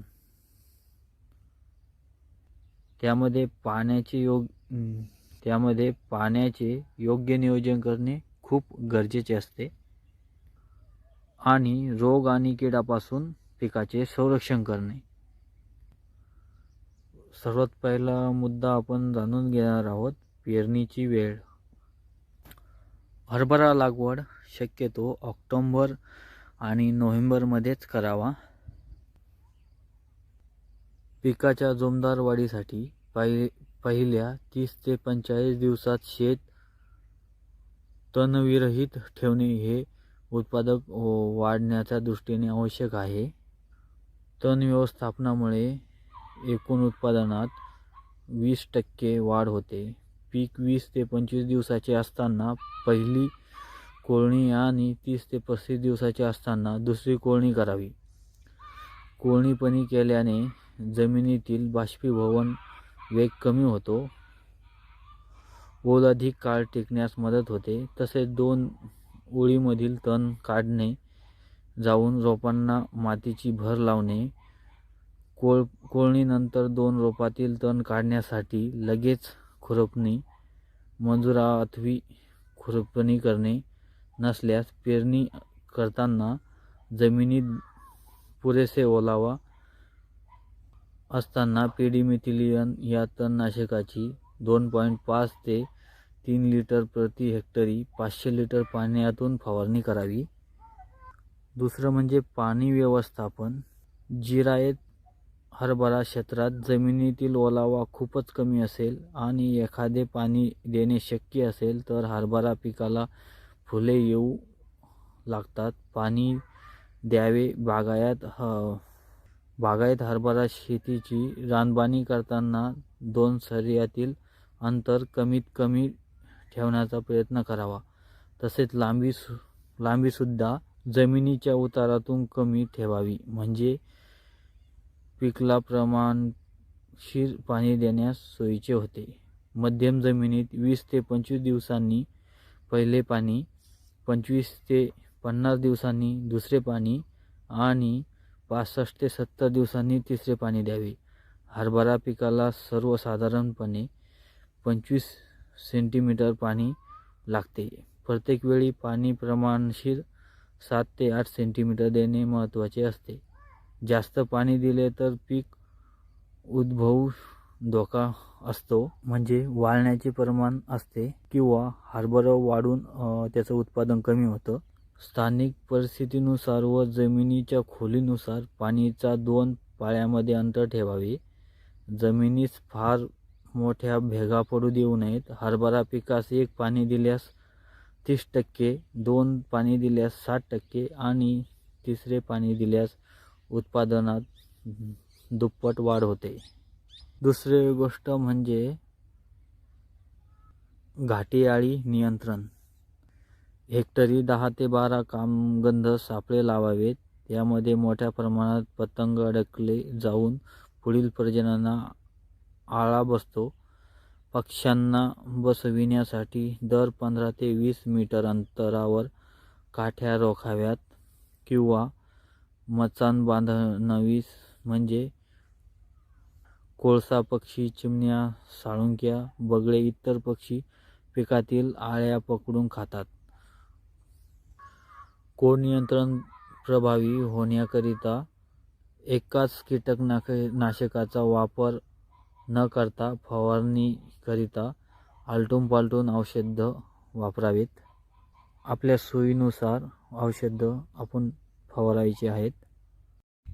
नमस्कार शेतकरी मित्रांनो, आज आपण जाणून घेणार आहोत सूर्यफूल लागवड तंत्रज्ञान.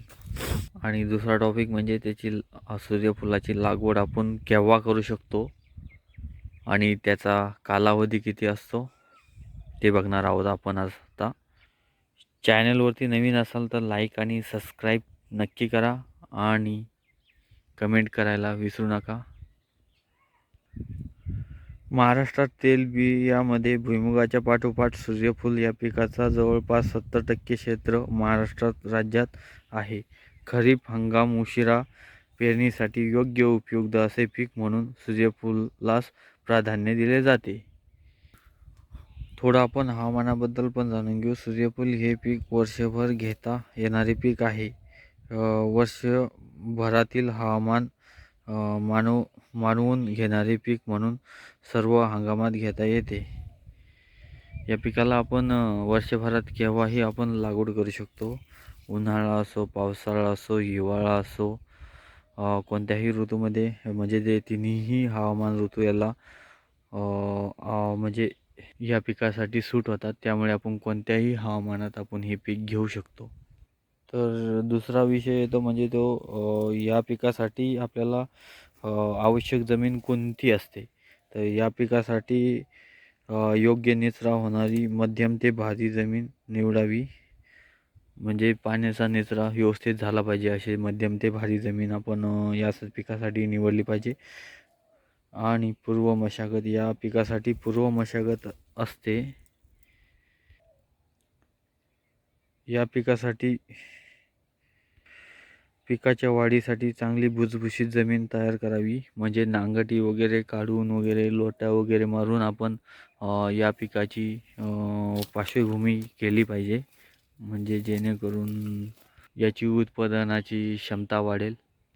आणि जर कधी आपल्याकडे हलकी जमीन जर कधी असेल तर त्याची व्यवस्थितपणे नांगरणी करून आणि वखरणी करून आणि फळी फिरवून ढेकळे फोडावीत. ढेकळे म्हणजे भुसभुशीत जमीन झाल्यानंतर त्याच्यामध्ये ढेकळं वगैरे अजिबात राहिले नाही पाहिजे. या पद्धतीने आपण जमीन करावी. आणि मध्यम जमिनीचं म्हटलं तर मध्यम जमीन 2 ते 3 कुळव्याच्या पाळ्या जमिनीत सुयोग्य वापसा असताना केल्यास पुरेशा होतात. वापसा असताना आपण पुरेशा वखर असो किंवा कोणतेही ते पाळ्या व्यवस्थित दिल्या पाहिजे. आपण थोडंसं वाहनांबद्दल पण जाणून घेऊ. जे असतं ते मॉडर्न कंपनीचं बीज आहे आणि त्याचा कालावधी आहे 75 ते 80 दिवस. लवकर पक्क होणारं बी आहे हे. आणि हे कोरडवाहू लागवडीस योग्य आहे. कोरडवाहू जमिनीत जर कधी आपल्याला लागवड करायची तर मॉडर्न कंपनीचंच बी मॉडर्न हे यूज करायला पाहिजे.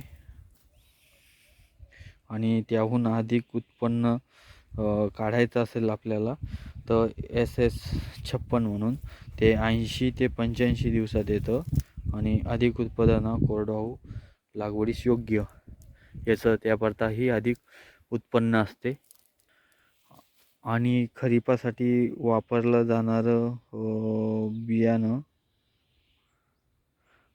EC 6841-4 हे याचा कालावधी असतो 100 ते 110 दिवस. याचं अधिकाधिक उत्पादन होतं आणि उशिरा पेरणीस योग्य योग्य बी आहे हे. आणि खरीपासाठी खूपच चांगलं आहे. आणि दुसरे बियाणाबद्दल आपण जाणून घेऊ. ते असं बी आहे की कोणत्याही हंगामात असं ते चालून जातं. त्या वाणाचं नाव आहे भानुवाण आणि त्याचा कालावधी असतो तो 85 ते 90 दिवस. हे सर्व हंगामासाठी तसेच अवर्ष्य प्रवण विभागासाठी चांगलं आहे. म्हणजे आपण कोणत्याही हंगामात याचा आपण लागवड करू शकतो. आता आपण जाणून घ्या हंगामी आणि जमीन आणि पेरणीची वेळ.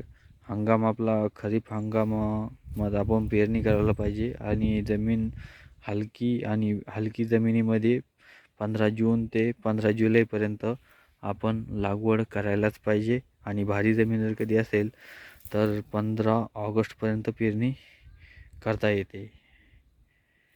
आणि रब्बीमध्ये 15 ऑक्टोंबर ते 15 नोव्हेंबर या दरम्यान आपण पेरणी, रब्बी म्हटल्यानंतर पेरणी करायलाच पाहिजे 15 ऑक्टोंबर ते 15 नोव्हेंबरपर्यंत. जमीन हलकी असो या भारी असो या कालावधीत आपण पेरणी करायला पाहिजे. आणि उन्हाळ्यामध्ये हलकी जमीन असो या भारी जमीन असो, जानेवारीचा पहिला आठवडा ते फेब्रुवारीचा पहिला आठवडा या दरम्यान आपण पेरणी करायला पाहिजे. आणि दुसरं आपण जाणून घेणार आहोत जमीन आणि पेरणीचे अंतर आणि हेक्टरी झाडांची संख्या. आपण हलक्या जमिनीमध्ये पेरणीचे अंतर म्हणजे जे झाडं असलेलं त्याचं अंतर 45 ते 20 सेंटीमीटर आपण घेऊ शकतो हलकी जमीन असल्यावर. या प्रमाणात आपण अंतर जर कधी घेतली तर हेक्टरी झाडाची संख्या 1,11,111 एवढी होते.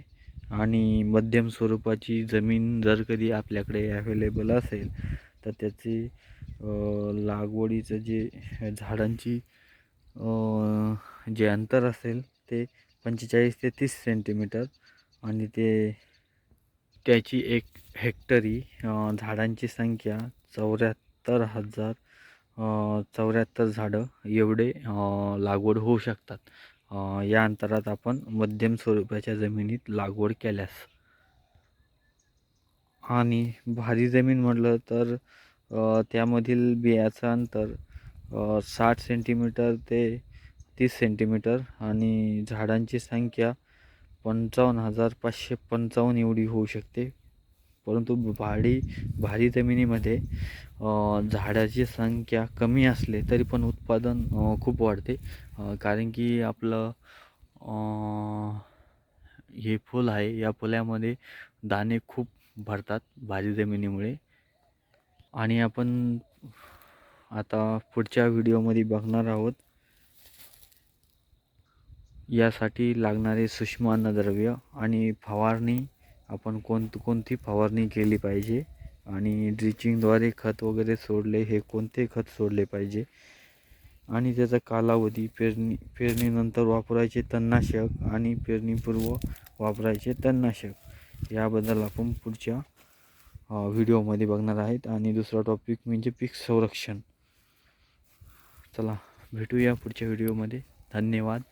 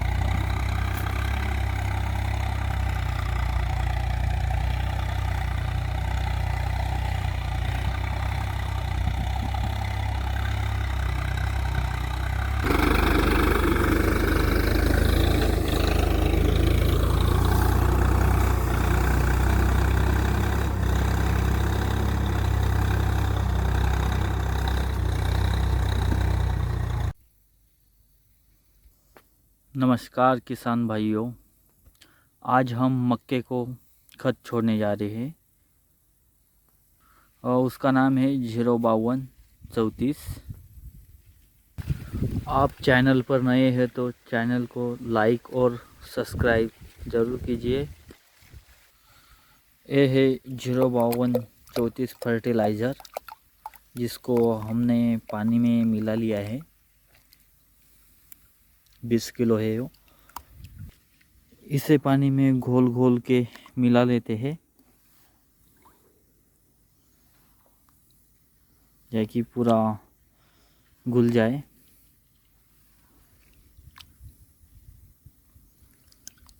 बाद में हम उसे स्प्रे पंप में डालते हैं।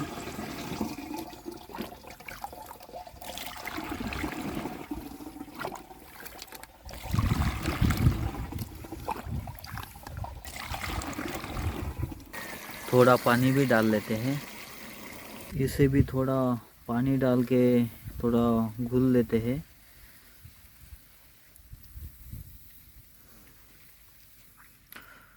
अपना स्प्रे पंप फुल हो चुका है। अब इसको करते हैं स्टार्ट।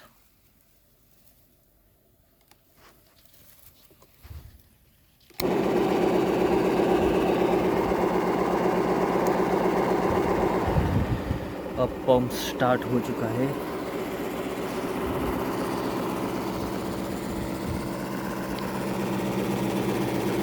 एयर से फर्टिलाइज़र पाइपलाइन में चले जाके यहाँ से अपने सीधा मक्के में जाता है। मक्के में ड्रिप किया है। ड्रिप के माध्यम से सीधा मक्के को चला जाएगा।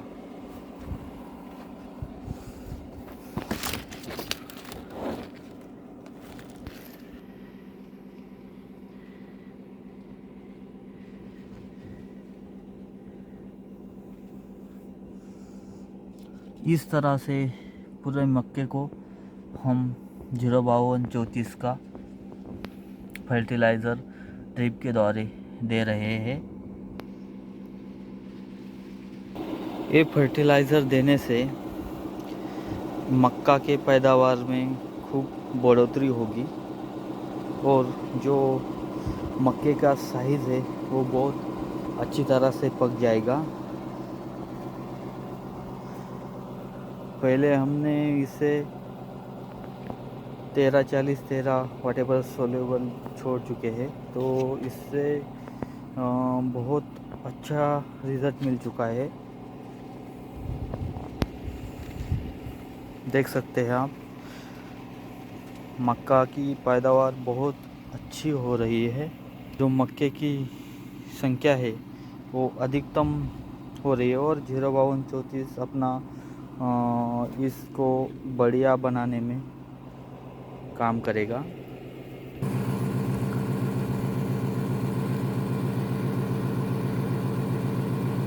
ये मक्के का क्षेत्र 1.5 एकड़ है।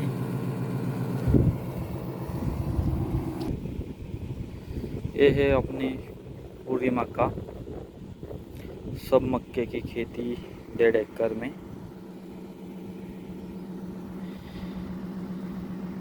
यहाँ पे जो थोड़ी जगह है हमने फर्टिलाइज़र मिलाने के लिए ऐसा फव्वारे वगैरह मतलब करने के लिए यह जगह छोड़ी थी।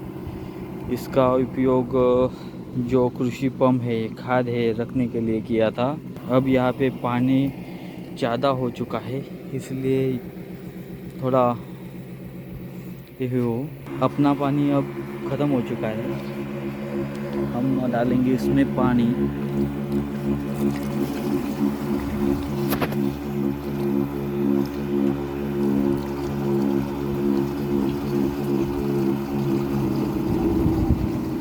हो गया अपना पंप स्टार्ट।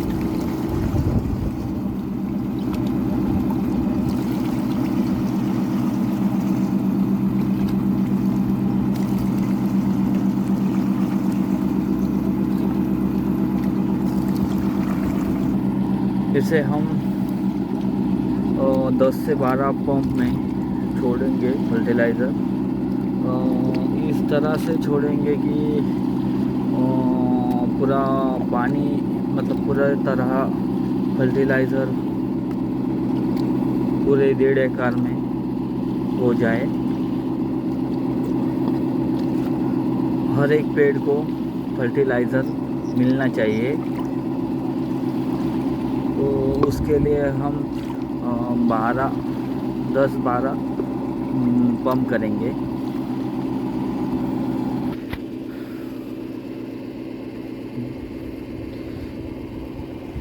धन्यवाद शेतकरी में किसान भाइयों, मिलते हैं अगले वीडियो में। थैंक यू, धन्यवाद। आज हम जानेंगे मक्का की खेती साल में कितनी बार की जाती है। ये जो मक्का लगाई है ना, तो ये बेड टाइप मक्का है, थीबक पे लगाई है, बेड पे लगाई गई मक्का है। इस मक्के को 45 दिन हो चुके हैं और ये ऐसी मक्का है अभी।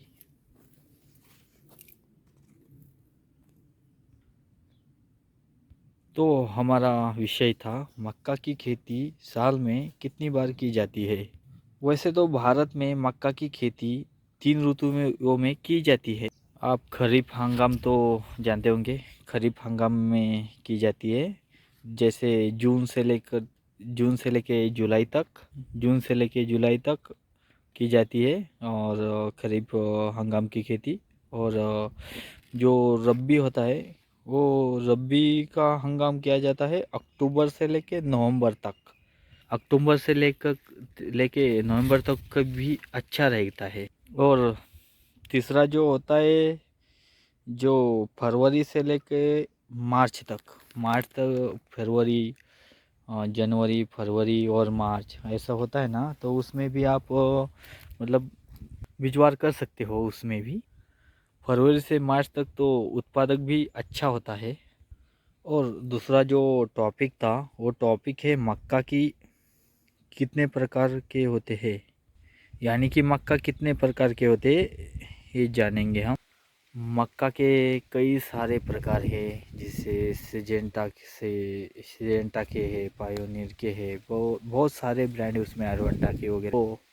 तो उतना सब बताना पॉसिबल ही नहीं होगा। तो आपको जो अच्छा लगता है बिजवार, वो आप खुद चॉइस कर लेना चाहिए आपको खुद को।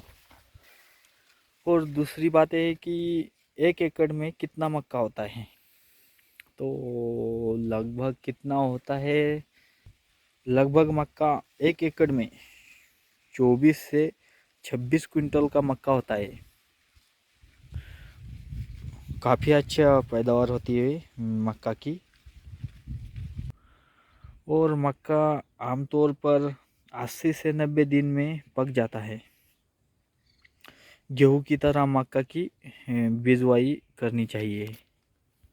आप जैसा बिजवाई करना चाहते हैं मक्का का, वैसा आप कर सकते हैं, उसमें कोई प्रॉब्लम नहीं। आपके तरह से आपको जैसा ठीक लगे वैसा, चाहे बेड पे हो, बकर के पे, छरी पे हो। प्लीज़ कमेंट में ये भी बताइएगा आप कि वीडियो अच्छा लगा या नहीं लगा। Please comment and subscribe please and thank you. Video अभी समाप्त करते हैं। Thank you.